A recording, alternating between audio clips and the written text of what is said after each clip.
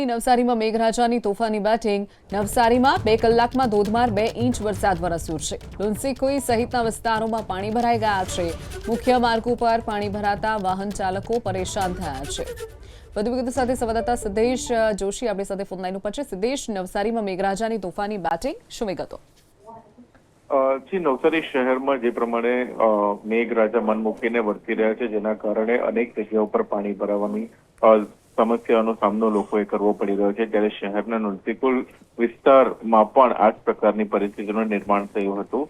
2 કલાકમાં 2 ઇંચ જેટલો વરસાદ નોંધાયો હતો, જેના કારણે શહેરના હાર્ટ ઓફ ધ સિટી ગણાતા નુલસીકુલ વિસ્તારમાં જ્યાં ખાણીપીણીની લારીઓ છે ત્યાં પાણીનો જમાવડો થયો હતો। જોકે વરસાદે વિરામ લેતા આ પાણી ધીરે ધીરે ઉતરવાના શરૂ થયા છે, પરંતુ વેપાર કરતા લોકો અને રાહદારીઓએ હાલાકી વેઠવાનો સામનો કરવો પડી રહ્યો છે।